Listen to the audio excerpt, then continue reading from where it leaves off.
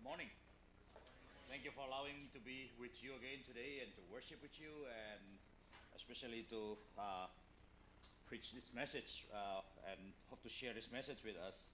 Let's turn our scripture to one of the most difficult books in the Bible, probably.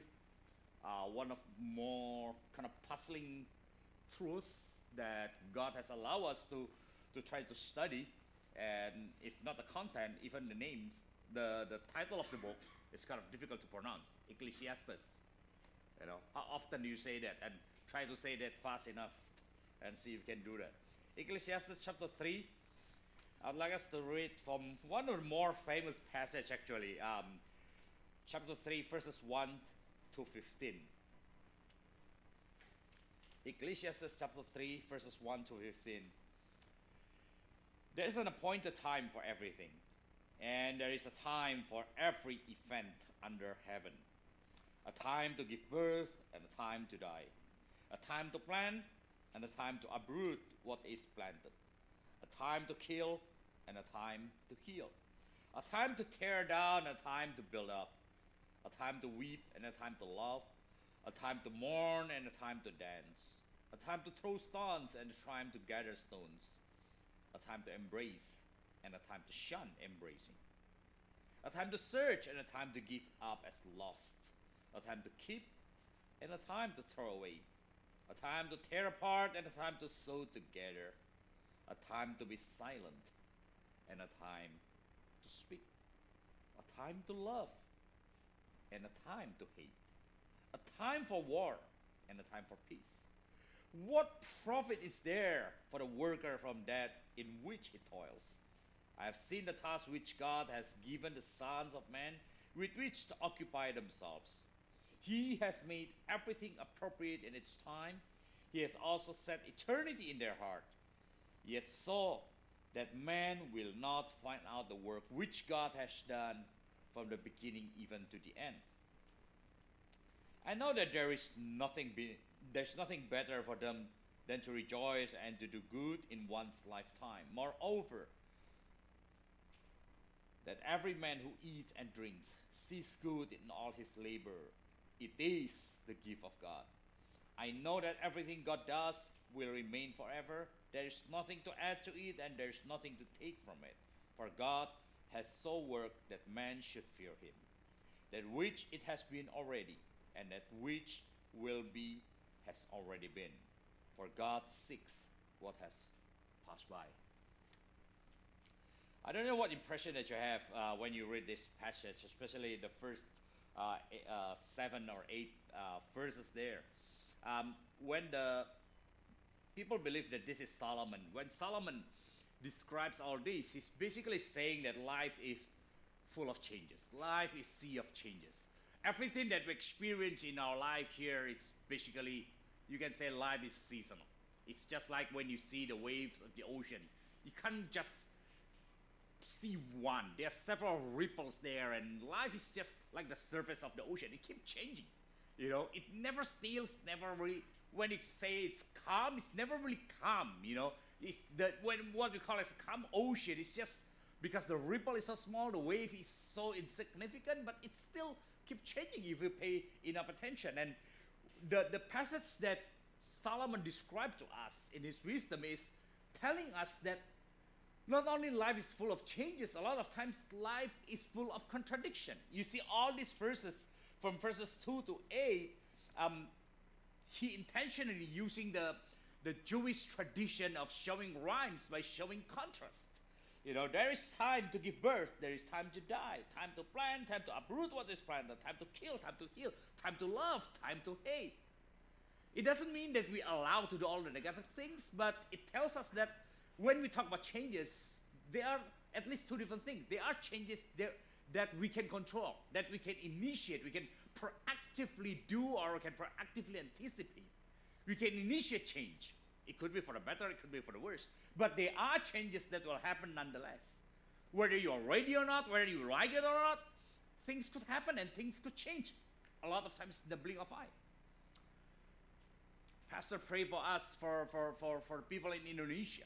And I don't know about you. One thing that really struck me from the recent tsunami was, you know, sounds like cliche. How life could change in the blink of an eye.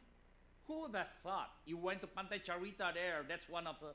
I'm not from Jakarta, but people from Jakarta, I am from that area. I know that's one of the beaches that you like to go, and just pretty similar to probably our Santa Monica, at least like Hermosa or some of the beaches. You go there for New Year's Eve. That's one of the more famous places for people to go because it is affordable. It is easy to reach with a you could do a round trip very easy. Who would have thought that you go there for a celebration of Christmas, for a celebration of New Year's, ready and to have fun, and you didn't go home? One of the videos that keep being distributed is the band, right? Who would have thought? You perform there. That's probably one of the highlights of your careers. You're allowed to perform in front of all these people, your fans. You bring your family. That's why some of the wives are there. Some of the family members are there. It's the highlight of their lives. But who would have thought that 2 days later, you will see your wife and you'll be grateful enough that you're able to retrieve her body, her lifeless body. Who would have thought that? Who would have thought that evening you have to go back to your own hotel room just by yourself, not knowing whether your children are still alive or not? Life could throw you a curveball. Life is full of changes. Life is seasonal. And in verse 11 here, Solomon says that God has made everything appropriate in each time. You know, in each season. You know, in each season it says that everything is beautiful. The other translation is not only appropriate, but the other translation is life is proper during each season. A lot of people, because of these changes, they decided that I'm not going to worry about other things. I'm just going to live in the moment. I just enjoy it because this is the best. This is the high of the current moment. This is the trend. This is what I'm going to enjoy. I know that I'm getting older, and I have a sort of inclination, a kind of feeling that it seems to be my life is coming almost to first circle. Why? I grew up with superheroes. I grew up with Superman.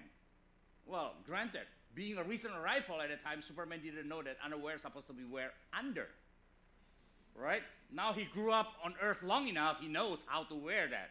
So that red one kind of moved in now. We don't see that anymore in the recent Superman, right? And Batman, sheesh, that's one of my favorite superheroes, Batman and Robin.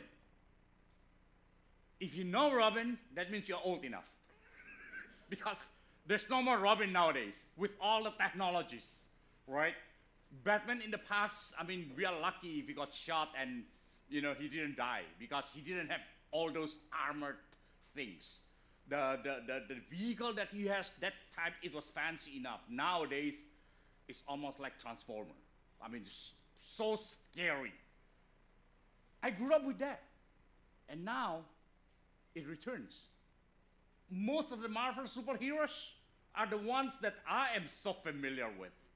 You know, you dream about that. And here's the thing. Indonesia begin to put into movies all the Indonesian superheroes. And, you know, I can't wait. I really look forward to it because I would like to see all my childhood superheroes, you know, how fast he could fly, he could run, you know, the Indonesian version of Flash, you know, and then Indonesian version of Superman, Indonesian version of Thor, you know. Indonesians have all versions of that. And I just can't wait to see them speaking Indonesian. It's going to be cool, you know. Marvel and turn out they like kerupuk. That's the best part. That's life. Seems to be something that in the past has already happened. You begin to see them now.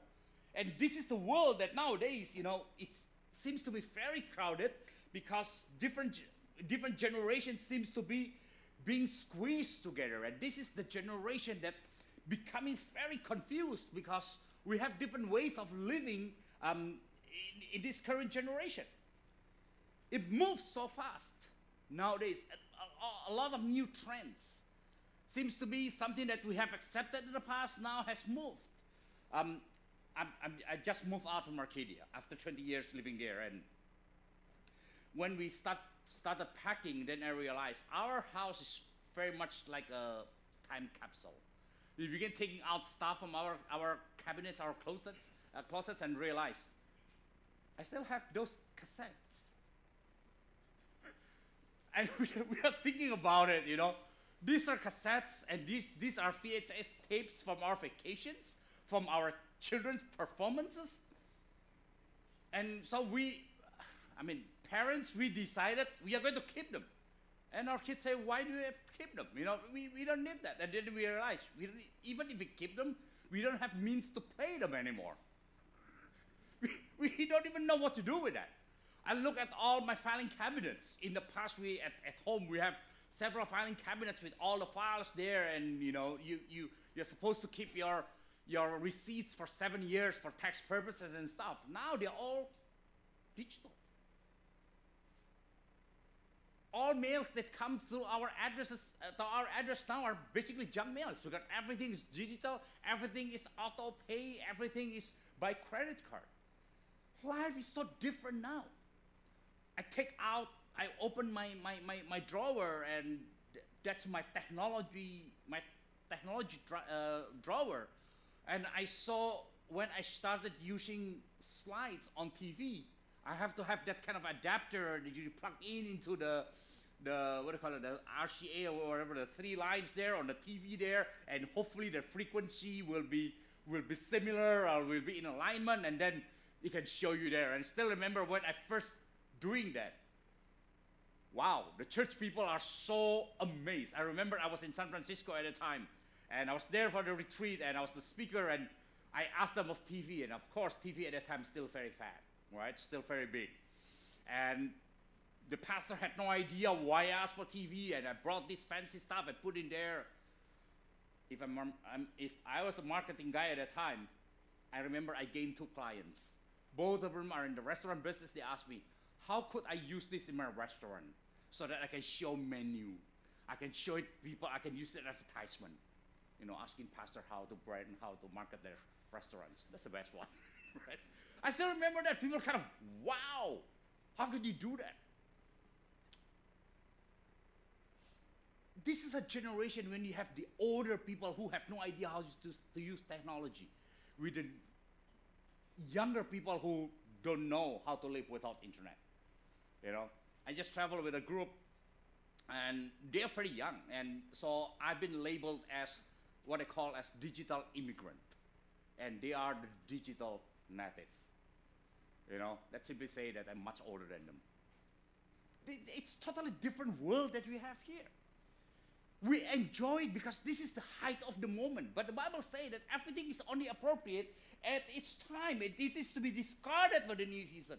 Why? Because we live in a world that keeps changing, and we keep searching for meaning. We keep searching for contentment in our lives. We are never satisfied with what we have. When we are having it, we enjoy it. We think this is the best. Technology now, and it's the height, and life has never been so easy. Life has never been so convenient. But then after a while, it becomes old. We don't enjoy it anymore. The Bible says it's only good at its moment. It's only appropriate. It's only beautiful at its time.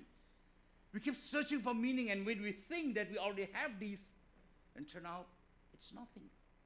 I shared with you a story about a youth that I mentor in the church. He was very down before. He was in prison before.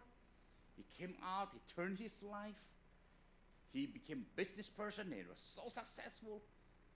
He moved out of our church. He moved to another church, and one day he just came back and asked me to go out and say, Pastor Hengky, I would like you to see my car, my brand new car. It's BMW 7 at the time. I said, no, that car is not appropriate for you. You're too young for that. That car is for people like me.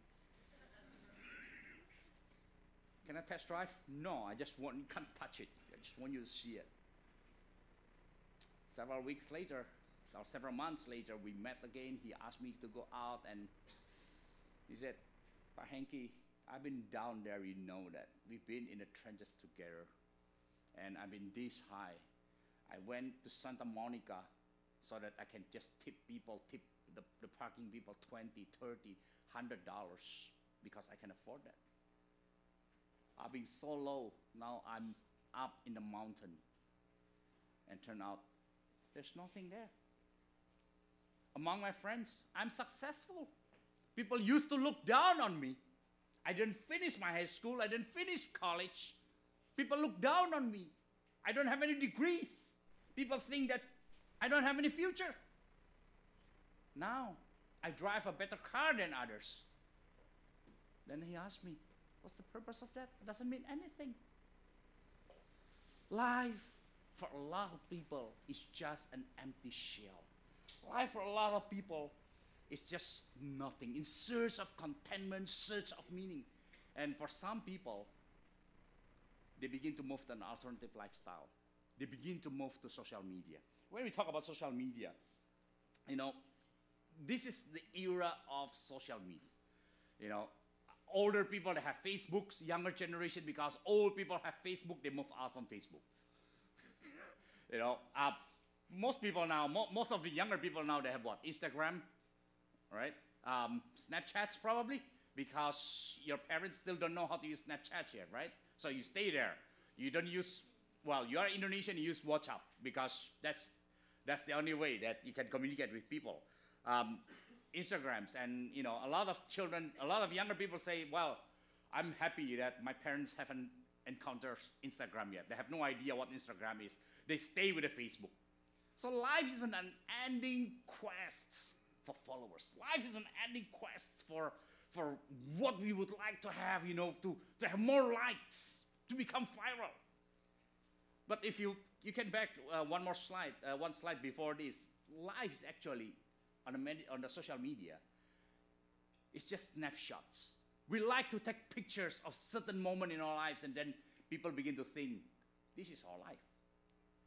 You know, during the holiday, I know people that I follow, they are on vacations, what they eat, you know, sometimes where they sleep, you know, because they take pictures of the moments of their lives. And it seems to me they are so successful. I mean, it's cool. They can stay in this hotel, they can go on this vacation, they are flying on the plane, and it's kind of, some of the people are kind of wondering, so cool, every time they fly on the first class. I want to be like that. But I didn't realize how hard they have to work in order to have that kind of lifestyle. And I don't even know if they have to pay for that lifestyle. We see in the social medias nowadays, people show their lives, show part of their lives, and a lot of times, those lives are totally disconnected from their real life. I don't know about you. In my circle of friends, people that there are several people that I am in the midst of talking with them now. And I don't know whether this is a good sign or bad sign. I'm no longer surprised that their lives, their real lives, their offline lives are totally different from what they presented online. When what they presented online are so glamorous, what they presented online are so successful, are so bright, so nice, so beautiful, and turn out, and they told me this, not only one, there are more than one. Hengky, I posted all this not because it is reality, because I would like it to think positively. This has become an aspiration. This has become something that I would like to achieve. I do this so that I can look at it and say, I can become like this. Although I know this is not real. Broken families, dream of vacation. I asked them, does it work? They said no. I asked another, I just spoke with this couple a few weeks ago. Why are you posting all this? He said, my ex. I posted this for my ex so that he will see that my current life is not a suffering without him. Although, actually, every night I still cry. I cry at night so that in the morning, when I face the world, I can show this brave face. When I face my children, I don't have tears anymore. I said, how often do you do that? He said, Hengky, almost every night, I cry myself to sleep. So that in the morning, I can post myself in this beautiful picture on Insta story for the world to see. I don't know how you feel about that. I have mixed feeling. I have kind of this feeling of pity, but on the other hand, I'm not surprised anymore because I have heard these stories too often. People move to lifestyles. People move to social media. They think these are the snapshots of their life, and this is reality. Turn out to be, it's a filtered reality. When you post something, it's not that beautiful. You can change it. You can move it. You can look slimmer. You can look a little bit bigger to the side. You know, move a little bit wider. You can look a little bit more handsome with all this filter. This is the life that a lot of people are searching now because we can't face the reality of life anymore. It's just too bitter. It's just too hard. The changes are just too fast. I asked another person, why did you post all these online? He said, because I want to remember all these beautiful moments. My life changed so fast. And I went to my Instagram stories. I went to my Instagram, all the feeds there. I could see a few years ago where I was, and I could continue dreaming. But Hengky, if I don't do this, I'll live in depression forever.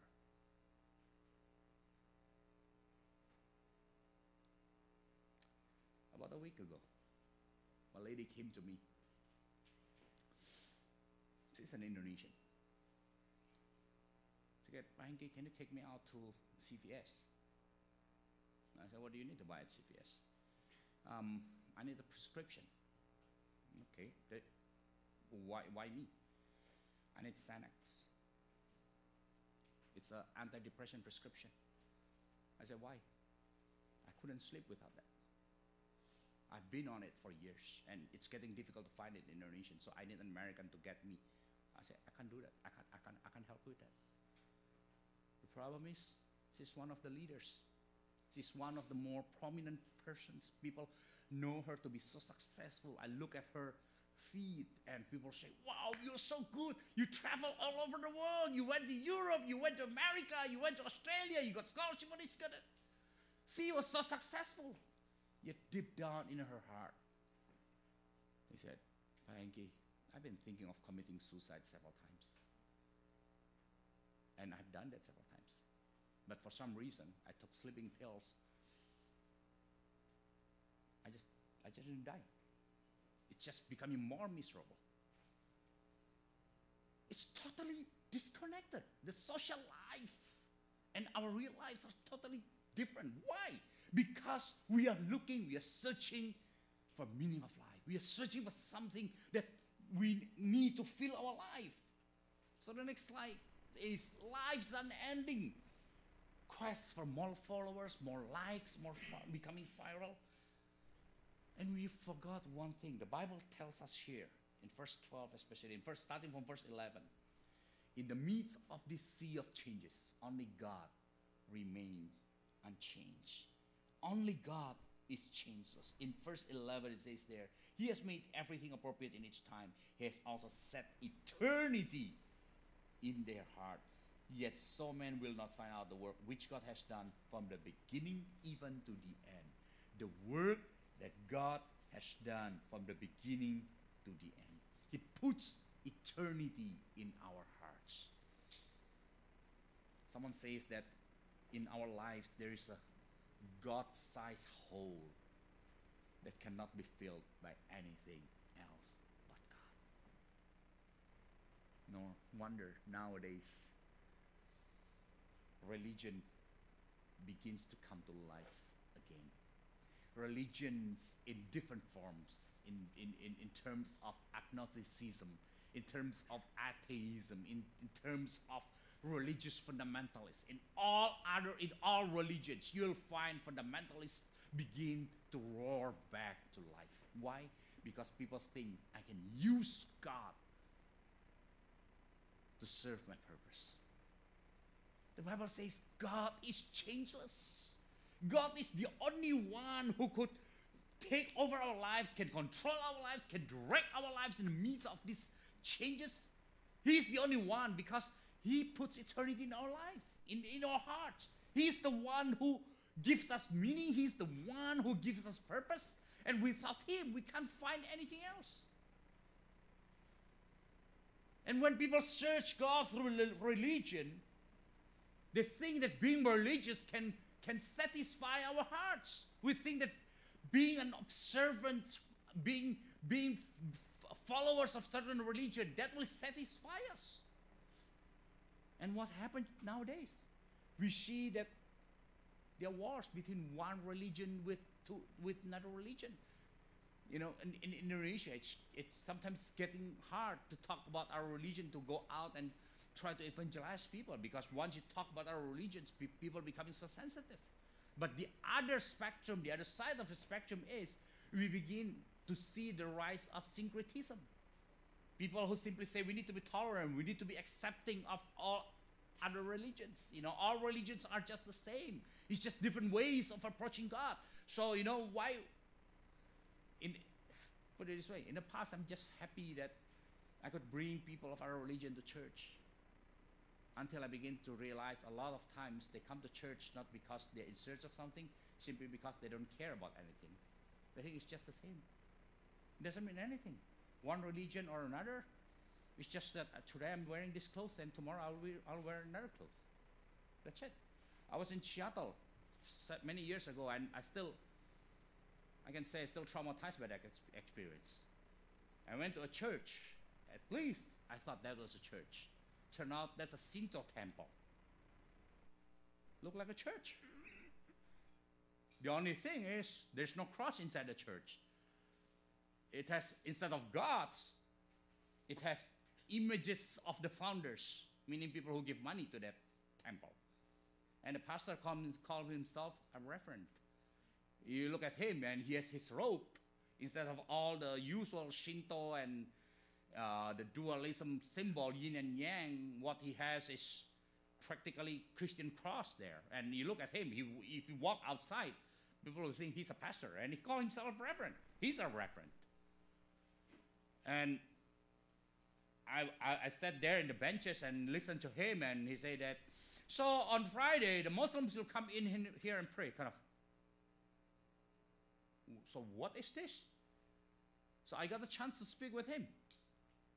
Oh, he said, no, we don't believe in one religion. We believe in all religions.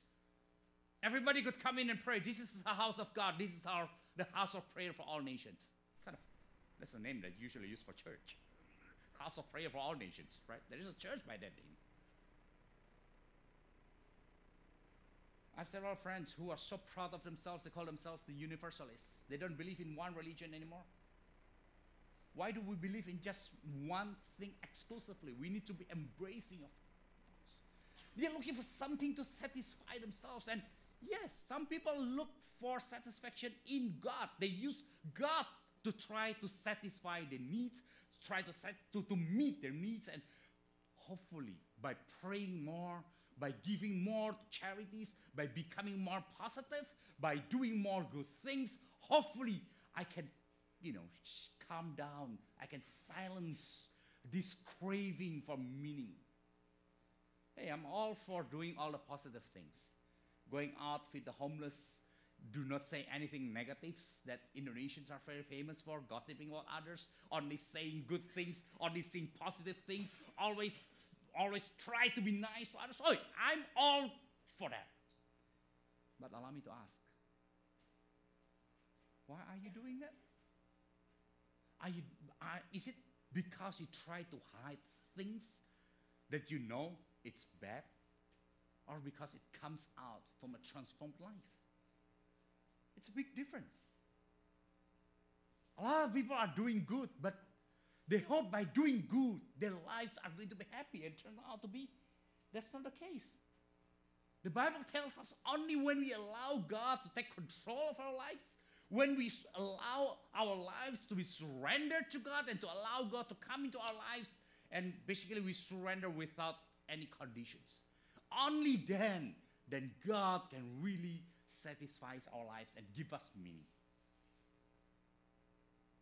Again, the difference is, a lot of times the difference is very subtle. We think that, hey, I'm religious. I go to church every Sunday. The good thing is, I actually begin to see a lot of people that haven't been to church. Now they're going to church. I'm fortunate enough to be able to travel, and usually when I travel, I like to go and see different churches.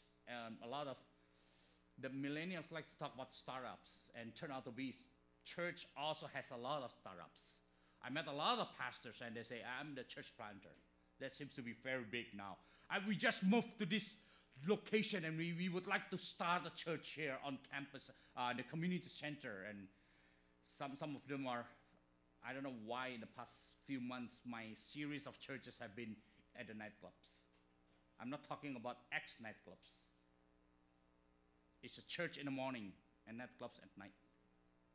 That happens in Taiwan. I went to one of the Indonesia Santapan Rohani, Lingliang, Bread of Life Church. They are the Omni nightclub. I was in Boston a few weeks ago, and one of the biggest churches there, they met in one of the rowdiest nightclub in downtown. I've never went into a church and has to be winded. Not only metal detector. I really have to stand like this and then go in. The pulpit where the worship team minister at night, that's where the dancers do their thing. People are flocking back to church. I begin to see a lot of young people coming back to church. Oh, I'm so happy with that. I met people who they are so open, share their faith, standing by the street and talking to people, and so proudly say, I'm a Christian. I met a guy who's so big, I'm just happy that I don't meet him in the alley at night. And he has tattoos and cross, Jesus with thorns and Bible verses going down. Oh, I'm ministering to the gang. I'm ministering to people who came out of prison. People are looking for meaning. But the thing is, a lot of times we do it in our own conditions, in our own terms. We don't really open our hearts and say, God, why don't you come in, take over, take control of my life? Because I don't know where to go anymore. I don't know what to do anymore. There are two things I'd like to share with you from these verses as a matter of application. Number one is verses 12 to 13. One thing we need to learn. We need to be grateful for what we have. We need to be grateful for what we have. It's good to be motivated. It's good to be to have ambition, to try to search for more, try to grow, try to move up. That's good. But a lot of times we move so fast, we don't even have time to enjoy what we have. We just take what we have as a matter of it is. We take advantage of that. We live our lives so much online. Everything is online. Everything is digital. We forget people who are around us. I'm not a huge fan of, I have to be careful in saying this because it's not that simple. I'm open for live streaming church services. I'm open for broadcasting church services. I think you can sit in your hotel room or in your room even, just watching TV and worship God. I believe it is as valid as when you are in church. But church is not just so that we can come and we can worship. It's a time for fellowship as well. So that means when we come to church, although we focus on God, we need to pay attention. We need to care for our fellow believers as well. You see what I mean?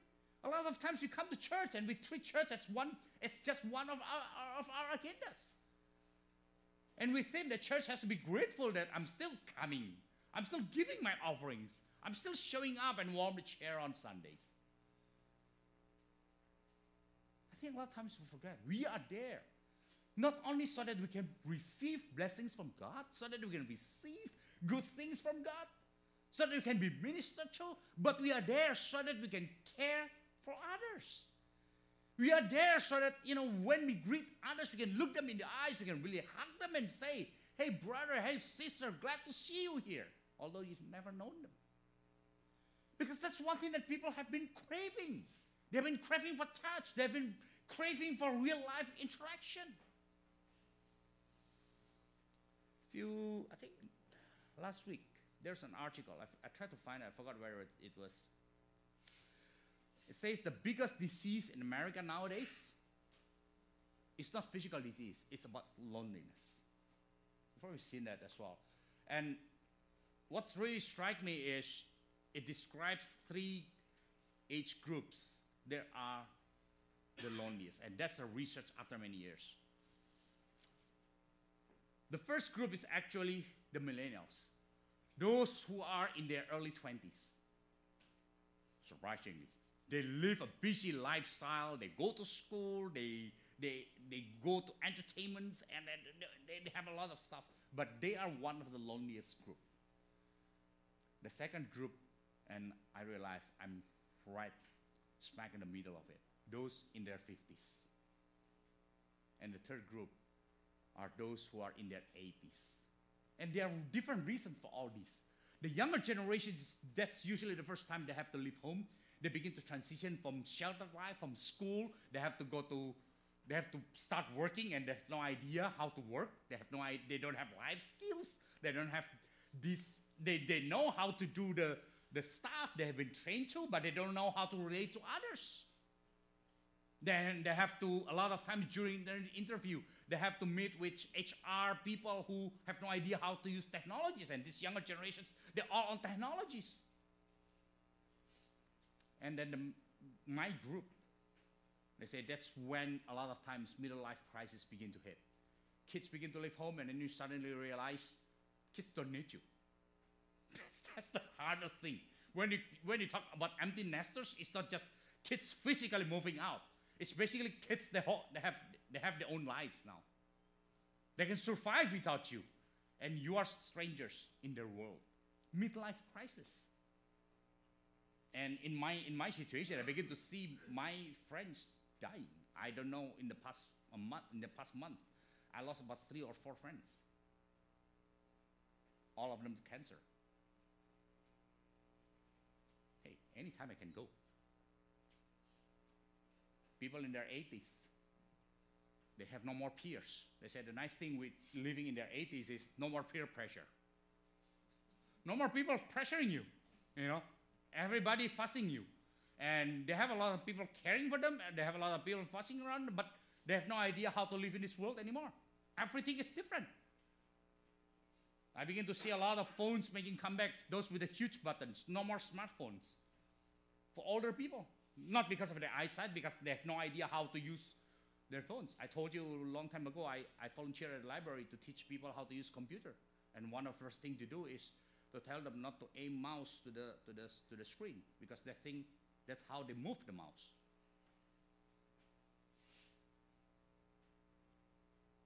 People, a lot of them are very lonely. And that's where church is very important. That's where our fellowship is very important. Because when we are together like this, we remind each other that I'm so grateful for what I have now. Living in the moment in a positive way, living in the moment in terms of I am here in the present.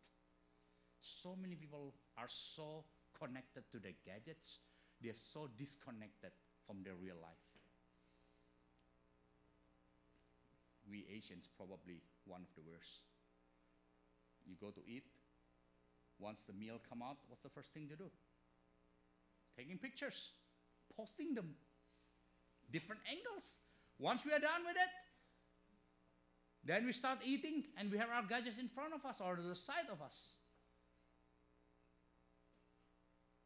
I went out a few days ago with friends and they say, we have a rule in our group, Arisan group in Indonesia. What's the English for Arisan, brother, for the gathering in Indonesia? And our rules is, whenever we come to our meeting, you can't touch your cell phones. Everyone has to put their cell phone in the center. That's our centerpiece. Put it there. Whoever touched the phone the first time, they pay. That's a good rule. And then I was told, if you have 10 people, usually you have at least 20 to 30 phones, Indonesians. They carry at least 2 phones or 3 phones, plus 1 iPad, and I don't know what else. You put everything there in the middle, and then at the end of the day, you sort out, whose iPhone is this? Everybody has iPhone, everybody has Samsung and all that. We begin to experience that. We come to church for ourselves, to feed us. Brothers and sisters, we need to learn to live in the moment in terms of being grateful for what God has given us. Being grateful for people around us. Look around us. I know a lot of times you say, we are lucky, we are in a small church, people know each other. Many years ago, I started questioning there because I found out, even in the small church, people don't know each other. We don't have time to talk to each other. Once we are done, we went straight to our car. We went to our appointments to do our own stuff. Number 2, verse 14 tells us the only way to find meaning in our lives is when we align ourselves with God. We need to take part in God's works. We are so busy with our career. We build our lives. We try to achieve what our dreams. But we forget one thing. As God's servants, as God's creations, our purpose should be aligned with His purpose. And we are not talking only about church. We are not talking only about when we encounter huge milestones in our lives. Day after day, I think one of the prayers that we need to continue praying to God is, God, how can I be your vessels? How can I be your instrument that become blessings to others today? I sincerely believe that instead of keep asking God to bless us, every day what we need to do is to come to God and ask, God, what can I do today so that I can become blessings to others? And a lot of times, it's just a very simple thing. Just by calling someone that we haven't talked in a long time probably, just by holding the doors for others to pass by allowing others to skip the line and go first, by smiling at others. Sheesh, I've seen so many small things that I didn't think that was significant enough. Yet people are so grateful when we did that.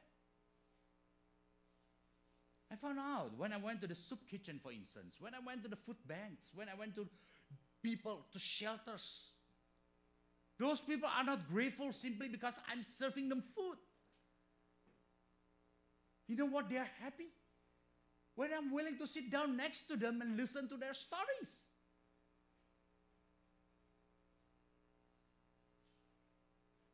A lot of times, to be honest, I have to do that by holding my breath.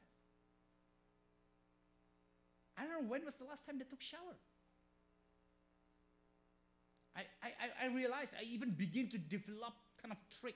Whenever I go to these shelters, I found one, when I sit down with group, I make sure that they are the ones who just took a bath. I'm sorry, I have to admit that. But when I sat with them, when I hold their hands and pray with them, it's very common that at the end, when I say amen, tears coming out from their eyes. And I wonder, when was the last time people really cared and touched them? So I learned one thing, even though I still don't give money to people on the street. In the past, I just pass by them. I don't even look at them. Nowadays, I remind myself, at least when I say no, I look at them. I'll smile at them. I'll acknowledge them. And I hope they'll kind of feel something in their hearts. And I hope, especially when they know that I just came out from church, they'll feel that God loves them. And I hope that will become my ministry instead of just preaching. We need to align our lives with God's purpose. Day after day, when we woke up, instead of asking Google what our day is like, what our agenda, ask Siri or ask Alexa, I'm ready to begin my life, what's my life today, weather forecast and all my activities and stuff. Why don't we come to God? Instead of asking God to protect us, instead of asking God to bless us today, can we come to God and ask God, how am I going to become a blessing to people today? How am I going to serve you today to meet your purpose? We just finished Christmas, and two people that I really admire during Christmas are Joseph and Mary. I always remember Mary. She was so courageous when she said, I'm the maid servant of God. Do unto me as you wish. She basically say, if necessary, and I'm ready to die. Can you imagine that? Are you going to believe if Mary stood here and say, hey, I'm sorry, this bump is not from any man, it's from God? Are you going to accept that? Religious people? I'm not. If you're Joseph, are you willing to accept Mary, damaged good? Are you going to buy her explanation, this is from God? I really admire Joseph. He didn't say anything in the Bible. We didn't see him doing a lot of heroic things. As a matter of fact, he seems to be sleeping a lot and dreaming a lot. Right? Everything about Joseph and angels always happened in the dream. But without Joseph, humanly speaking, probably there won't be Jesus. Mary will not be saved. They do things in the simplest way, but also in the most difficult ways. That is, they align themselves with God's purpose. They have no idea how it's going to turn out to be, but they say, hey, here I am. Use me as you deem suitable. I hope as we enter into New Year, that will become also our prayers. God, you are the one who is eternal. My life is only temporary. So use me in the ways that you deem suitable. Let's bow our heads and pray.